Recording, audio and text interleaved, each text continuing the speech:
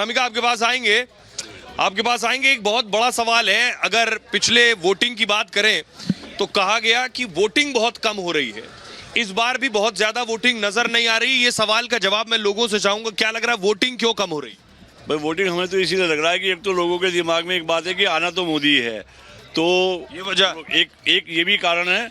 और दूसरा ये है कि गांव में लगता है कि वोटिंग ठीक हो, शहरों में लोग अपना एसीओ में लेटे हुए हैं, पता उन्हें कि मोदी तो आना ही है, तो अपना आराम करो यार, क्यों खामखा टाइम खराब कर रहे हो। कह रहे हैं कि लोगों को लग रहा है तो मोदी ही और आ ही जाएंगे, तो क्यों वोट करना? वोटिंग क्यों कम हो रही है? वोटिंग कम का तो कुछ नहीं कह सकते। लोग क्यों नहीं निकल रहे? लोग तो निकल रहे हैं, धीरे धीरे तो आ तो आप तो निकल आए, बहुत से नहीं निकले। नहीं निकाल रहे हैं, हम सबके प्रयास कर रहे हैं, अपनी तरफ से प्रयासरत हैं हम लोग कि ज्यादा से ज्यादा वोटिंग करें। सर वोटिंग कम क्यों हो रही, क्या वजह है? तुम ही जान सको। हाँ ये कह रहे हैं। हाँ यही बताओगे। वोटिंग कम क्यों हो रही है? गर्मी भी है और फिर आदमी को ये है कि भाई 400 पार तो हो ही रहे हैं, तो क्यों खामखा जाए। इनका कहना है वोटिंग इसलिए कम हो रही है क्योंकि मोदी जी। हाँ गर्मी भी है, गर्मी का भी है। तो ये देखिए बीजेपी का काउंटर है, इधर सपा वाले भी हैं, आइए उनसे बात करते हैं। पंकज जल्दी से आइए, इधर काउंटर पर कुछ भीड़ कम है और ये लोग हमारे साथ हैं। सर एक बात बताइए, वोटिंग कम क्यों हो रही है इस बार? भाई आपको पता, हम तो यहाँ पे वहाँ मतदान केंद्र के अंदर नहीं है कि जिससे पता चले वोटिंग कम। पिछले चरण में भी कम हुई। हाँ तो ये होता है, ये हो रहा है तो बीजेपी हारेगी। अच्छा ऐसा है? I am a psephologist, I am a psephologist also. हाँ तो वो हारेंगे। हाँ नाकामयाब मोदी जी की इतनी है, लोग ना खुश है, और जो है बेरोजगारी इतनी हो रही है कि जनता कह नहीं रही है, परंतु अपने वोट के माध्यम से चोट देगी। आपके यहाँ से तो प्रभु श्री राम को ही उतार दिया। जी प्रभु श्री राम पहले भी थे, मंदिरों में थे, परंतु उतार दिए। वो एक तो बाहरी है, प्रत्याशी है, कोई यहाँ पे जनाधान नहीं है। बीजेपी वाले खुद आपस में लड़ रहे हैं उन्हें हरवाने के लिए। ऐसा? हाँ जी। लोमस हमारे साथ बने हुए हैं। लोमस आप कहाँ हैं, जरा बताइए, लोगों से बात करिए। बिल्कुल साफ तौर पर सोहेल, मैं आपको बता दूं, जानकारी दे दूं कि मैं अभी नोएडा में मौजूद हूं और यहाँ पे देख सकते हैं जो महिला वोटर्स है वो यहाँ पे मौजूद है। मैं अपने विजय को बोलूंगा थोड़ा आगे आकर के वो दिखाए कि यहाँ पे जो महिला वोटर्स हैं वो यहाँ मौजूद हैं, खुद अपना मत का प्रयोग कर चुकी हैं और दूसरों को भी यहाँ पे प्रेरणा देते हुए दिख रही हैं। हम कुछ महिला वोटर से बात करने की कोशिश। आपने मत का प्रयोग कर लिया? हाँ जी, मैंने अपना मतदान दे दिया, बिल्कुल।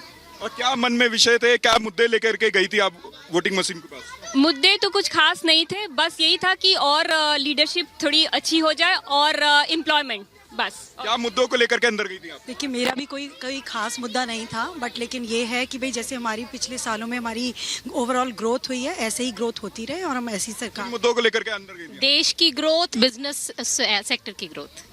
आपका क्या मुद्दा रहा? महिला सुरक्षा और देश का विकास, जिसमें रोजगार के जो उत्तर प्रदेश में है, ग्रेटर नोएडा का इतना विकास हो रहा है, उसमें रोजगार के बहुत चांसेस हैं यंग जनरेशन के लिए। क्या आपका मुद्दा रहा? देश सुरक्षित हाथों में रहे, जैसे कि है मोदी जी के रहते हुए, आगे भी देश सुरक्षित हाथों में रहे और ऐसे ही विकास होता रहे।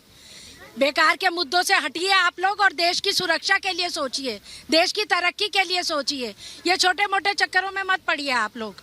लेकिन विपक्ष तो कहता है कि उन्होंने काफी विकास किया, मोदी जी ने तो केवल नाम बदल करके चला। नजर आ रहा है, सब लोग जागरूक हैं, वोट डालने आ रहे हैं, ये सामने नजर आ रहा है। ये विकसित ने विकास किया होता तो 2014 से मोदी जी कैसे हैं? कोई नहीं है टक्कर में, क्यों पड़े हो चक्कर में, मोदी जी हैं सब। देश का इतना विकास हुआ, इतना सुरक्षा बढ़ी है, हम लोग लेडीज जो हैं रात को 12 बजे भी निकल सकते हैं आराम से। यहाँ पे और महिलाएं हैं, उनसे भी बात करने की कोशिश करेंगे। अपने अपने मत का प्रयोग कर लिया? हाँ जी, खूब अच्छे से। इन मुद्दों को लेकर के अंदर गई थी? प्रगति के लिए, विकास के लिए, अपने सम्मान के लिए, अपने देश के सम्मान के लिए। किन मुद्दों को लेकर? विकास और अपने देश का सम्मान। बिल्कुल साफ तौर पे विपक्ष जिस तरीके से कह रहा है कि वो सत्ता में आएंगे तो आपका संपत्ति पूर्ण रूप से वो हड़प लेंगे, उसको जब्त कर लेंगे और मंगलसूत्र भी वो बेच देंगे। ये ऐसी भद्दी बातें अगर हम कोई सुनेगा तो उस सरकार आने ही नहीं देंगे उनको, इसीलिए तो वो नहीं आ रहे हैं। विपक्ष नहीं आएगा। क्या हम मंगलसूत्र इसीलिए पहने के विपक्ष को दे दें? हमें पागल समझा है क्या? देश के लिए खड़े हैं हम लोग, हमारे देश के लिए जो खड़ा है हम उसके साथ हैं, हम उसके साथ। विपक्ष ने जो मंगलसूत्र पे कहा, जो संपत्ति पे कहा, उसको किस तरीके से देखती हैं आप? ये बिल्कुल गलत है। ये छोटी मोटी बातें हैं, ये अभी कुछ कहने के लिए उनके पास है नहीं, तो ये मंगलसूत्र और ये इसकी बात निकाल रहा है। और अभी सुप्रीम कोर्ट से एक ऑर्डर भी आया है कि उन्होंने वो भी कहा था कि ईवीएम नहीं, वीवीएम से होगा तो वो खारिज कर दिया जाएगा। लेकिन अब उनका यही है कि अगर उनके लोग जीते तो सही चल रहा है वीवीएम, और अगर पक्ष वाले लोग जीत रहे हैं तो सही चल रहा है। तो ये कोर्ट का ही करार है। ईवीएम को लेकर के भी जो सुप्रीम कोर्ट ने फैसला दिया है, वो भी महिलाएं बता रही है कि जब विपक्ष जीतता है। लोमस, इस बीच बड़ी खबर आ रही है, दर्शकों को बता दें कि लोमस इस बीच वीके सिंह साहब जो कि गाजियाबाद से सांसद रहे, इस बार टिकट नहीं मिला, वो वोट देने के लिए पहुंचे हैं। गाजियाबाद में जनरल वीके सिंह ने मतदान किया है और मतदान के बाद रिपब्लिक भारत से बात की है। वीके सिंह साहब से टिकट को लेकर सवाल किया गया क्योंकि उनको इस बार टिकट नहीं दिया बीजेपी ने। उनसे पूछा गया, उन्होंने कहा नाराजगी मैं नहीं बता सकता, पीएम मोदी रोड शो में आए, 400 पार का टारगेट तो हम हासिल करेंगे, आगे का रोड मैप बाद में तय होगा। सुनिए जरा रिपब्लिक से एक्सक्लूसिव बातचीत में क्या कुछ कह रहे हैं पूर्व आर्मी चीफ और बीजेपी के सांसद वीके सिंह। हमारे साथ गाजियाबाद से मौजूदा सांसद और केंद्रीय मंत्री जनरल वीके सिंह हमारे साथ मौजूद हैं। अपनी धर्मपत्नी के साथ आए हैं, वोट कास्ट कर चुके हैं। सर, वो नजर का टीका एक बार अगर आप दिखा दें, और साथ ही साथ ये कि वो 400 पार का जो नारा दिया गया है, आपको लगता है कि वाकई वो अचीव किया जा सकता है? बिल्कुल, एवरीथिंग इज अचीवेबल, अचीव किया जा सकता है। और मुझे आशा है कि जिस तरीके से प्रचार चल रहा है, जिस तरीके से मोदी जी मेहनत कर रहे हैं, नतीजा अच्छा आएगा। मैं सर जब भी अभी चुनाव में घूमी और अभी स्पेशली अगर आज की बात करूं तो वो कह रहे हैं कि रौनक नहीं दिख रही है जनरल साहब के बिना। मतलब अब क्योंकि आगे टिकट नहीं दिए है तो इसलिए वो रौनक नहीं नजर आ रही है। तो क्या आप इसके पीछे वजह देखते हैं? क्योंकि नाराजगी देखी जा रही है, जो भी राजपूत जो समाज है उनमें, पश्चिमी यूपी में ये नाराजगी देखी जा रही है। नहीं, देखिए नाराजगी क्या है वो तो मुझे पता नहीं।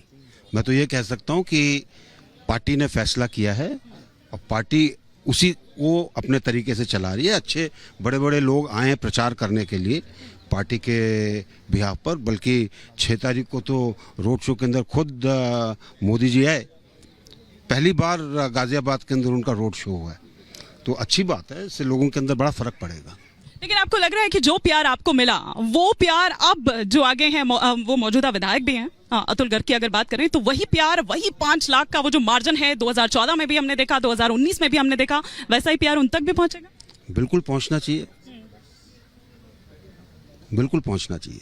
तो अगर ये जो नाराजगी यहाँ पर देखी जा रही है, टिकट नहीं दिया गया इस बार, क्या हम कुछ और रोल आपका देखेंगे अब आगे? देखिए वो तो मैं कह नहीं सकता, let the results come out, उसके बाद देखेंगे क्या करना आगे। मैम आप क्या कहेंगी, 400 पार का वो जो नारा दिया गया है वाकई वो अचीव किया जा सकता है? देखिए कोई भी लक्ष्य जब धारण कर लेते हैं, जैसे 400 पार तो लक्ष्य है, बिल्कुल उसके तक पहुंचना हमारा काम है, उस तक पहुंचेंगे, 400 पार करेंगे। बहुत शुक्रिया आपका हमारे साथ बात करने के लिए।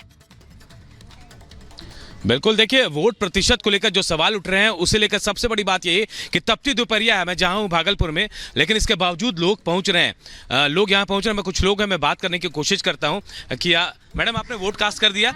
जा रहे हैं? हाँ, वोट किन मुद्दों के साथ आए वोट कास्ट करने के लिए? देश के विकास के लिए। और क्या? जी हाँ। भागलपुर के मुद्दों की बात करूँ तो अब मुद्दों से हम लोग दूर ही रहते हैं। मतलब देश प्रधानमंत्री? बस जी हाँ। तो प्रधानमंत्री कौन बनेगा? सबके उम्मीदवार